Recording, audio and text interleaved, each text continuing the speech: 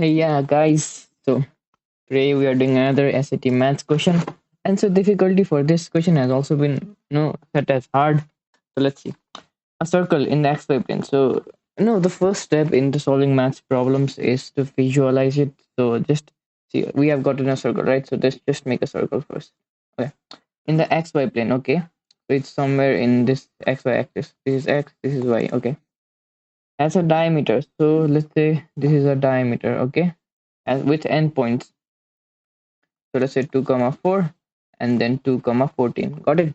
It doesn't matter, like it shouldn't be as accurate in the actual graph. It can be however you want. It's just for you to visualize. And so this diameter of course will pass through a center because we know about it. And in every diameter passes through a center of a circle. And an equation of this circle is x minus 2 whole square plus y minus 9 whole square is equal to r square, where r is a positive constant. What is the value of r? So they have given this to just trick you, because you might think, what's the use? There is quite a bit of use. You can actually get the coordinates of the center from this, but then why do you want to do that? Because we just need r, right?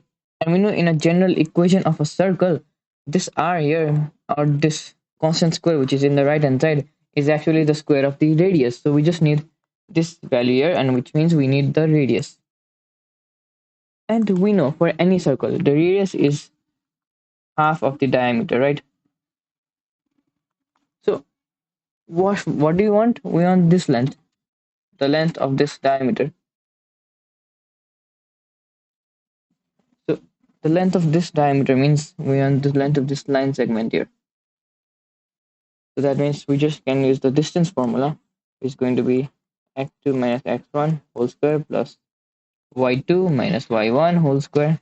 Here we have x2 as 2 and x1 as 2, and then y2 as 14 and y1 as 4.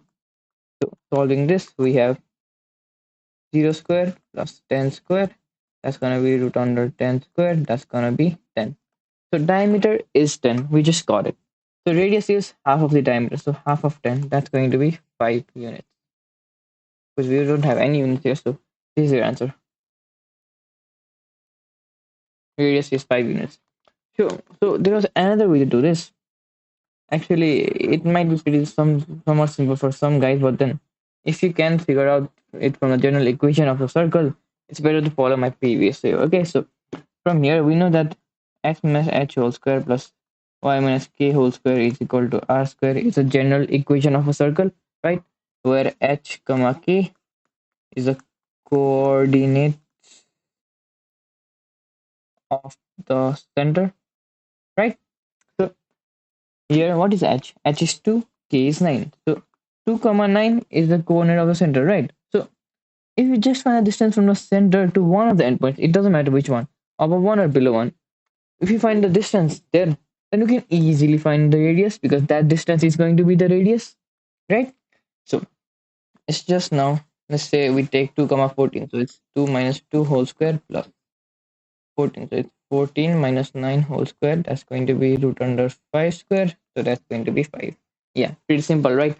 There are two ways to do this. Now you got it. You can find the actual distance between two endpoints of a diameter, then find out its length, and then divide it by half, or you can figure out the coordinate of the circle and then find out the radius directly. Whichever way does not matter, because you just have to report the answer. That's it for this video, guys. If you have any confusions, you can ask in the comments.